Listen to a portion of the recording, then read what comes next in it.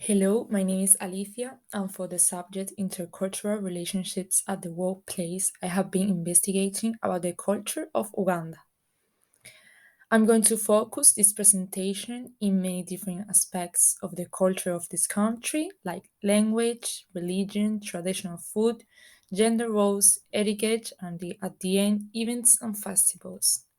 Starting with where is exactly the Republic of Uganda? Uganda is located in Eastern Africa, west of Kenya, south of Sudan, east of the Democratic Republic of the Congo, and north of Rwanda and Tanzania.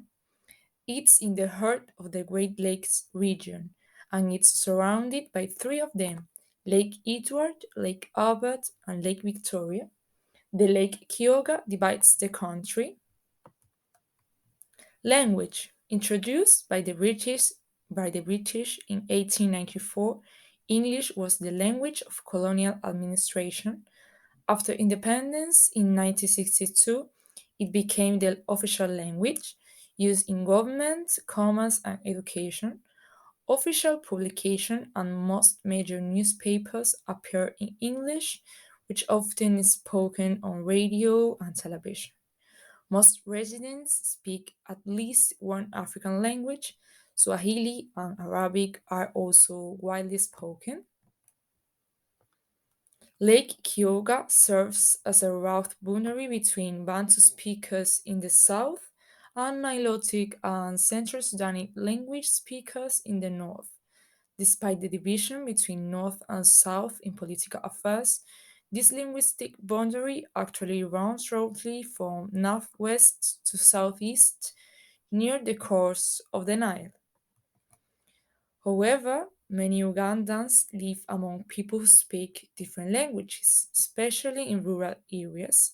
Some sources describe regional variations in terms of physical characteristics, clothing, bodily adornments, and mannerisms, but others claim that those differences are disappearing. Religion, about beliefs, one third of the population is Roman Catholic, one third is Protestant, and 16% is Muslim. 18% believe in local religions.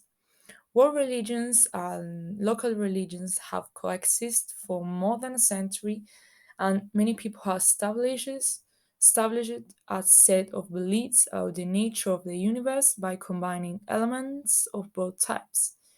There is a proliferation of these religious discourses centering on spirits, spirit positions, and witchcraft. Religious identity has economic and political implications. Church memberships has influenced opportunities for education, employment, and social advancement.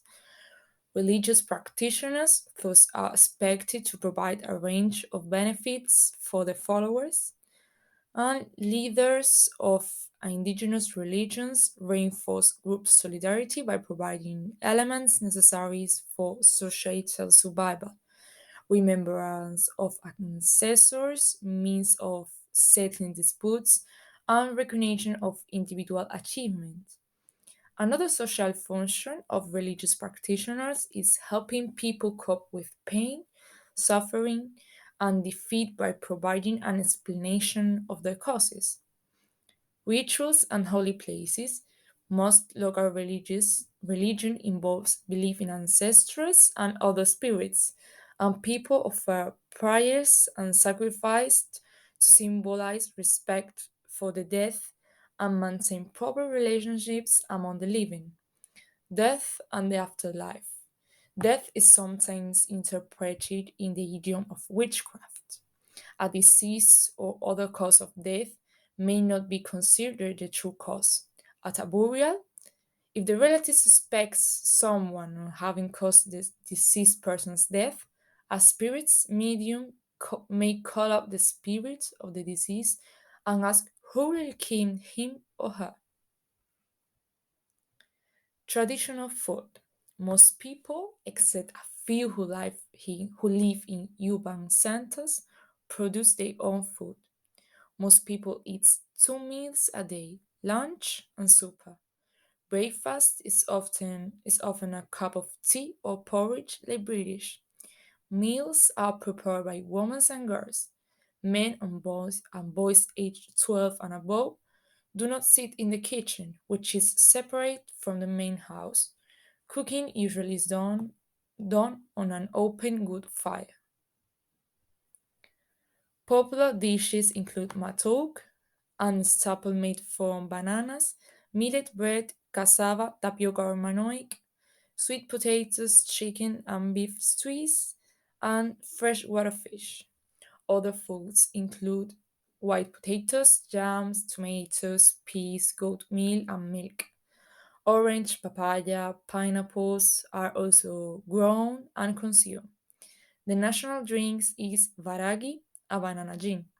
Restaurants in large population centers such as Kampala, which is the capital of Uganda, serves local foods. Gender roles and statuses. Division of labor by gender. Traditionally, women's roles were subordinate to those of men despite the substantial economic and social responsibility of women in traditional Ugandan societies. When women were taught to accede to the wishes of their fathers, brothers, husbands, and other men, and to demonstrate their subordination to men in public life. Into the 90s, women in rural areas of Uganda were expected to kneel when speaking to a man. However, women had the primary responsibility for child care and subsistence agriculture while contributing to cash crop agriculture. In the 70s and 80s, during the Civil War, women were active in the National Resistance Army. The government decreed that women would represent each district of the National Resistance Council. Marriage, family, and kinship. Family prosperity in rural areas involved the acquisition of wives, which is accomplished through the exchange of bride wealth. Since the 90s, 50s, a ceiling of bride wealth has been set at 5 cows and a similar number of goats. The payment of bride wealth is connected to the fact that men rule women. Polygynous marriage have reinforced some aspects of male dominance, but also have given women an arena for cooperating to oppose male dominance. A man may grant his senior wife male status, allowing her to behave as an equal toward men and as a superior toward his other wives. However, polygynous marriage have led some wives without legal rights to inheritance after divorce of wifehood. Etiquette. Most Ugandan enjoy a good joke, so humor plays a big role in communication among Ugandans. Because of the closeness among Ugandan people, personal space is very minimal in Uganda, especially when communicating. People often talk close to each other in at least that an arm's length of space. On public transport, personal space is practically non-existent. Uganda culture and etiquette accept some people of the same sex to talk while lightly touching. It's common to see people on the street talking while touching their hands, arms, and shoulders. When two people of the opposite sex talk, the only appropriate touch is usually handshake. It's pretty standard for friends of the same sex to walk hand in hand publicly. Don't be surprised when a close Ugandan friend reaches out for your hand and whips in a few minutes into your long discussion. It's a warm gesture.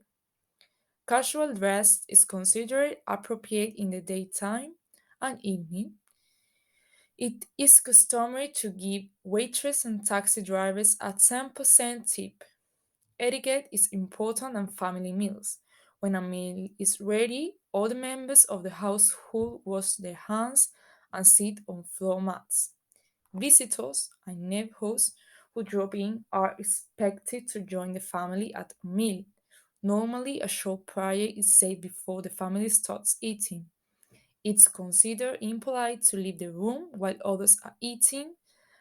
Leaning on the left hand or stretching one's legs at a meal is a sign of disrespect. When the meal is finished, everyone in turn give a compliment to the mother.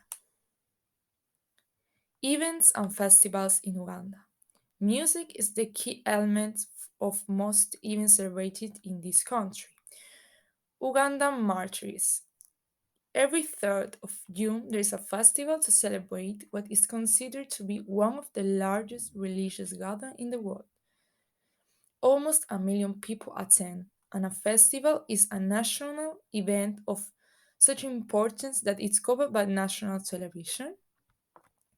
The Nil Festival. This celebration lasts a week and is one of the popular Ugandan festivals with the highest attendance. It takes place in early August in Jinja, and it centers on the rich and diverse cultures of the people that live on the shores of the river Nile. Art, art and the cultural tradition of Uganda, as well as the cultures from the rest of Africa, mix to offer a great cultural program which is full of music, dance, theater, folklore, storytelling, and gastronomy, as well as live shows.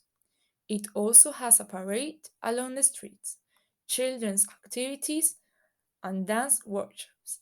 It is, without doubt, a great opportunity to discover the trees of the world of Uganda from close up. This is Uganda. This annual festival aims to showcase the diversity of cultures in Uganda through art, music, poetry, and dance, with an emphasis on women artists. Every December, thousands of people gather at the Kaya, Kayandondo Rugby Club in Kampala to see some of the phenomenal live acts. And that's all. Thank you for your time.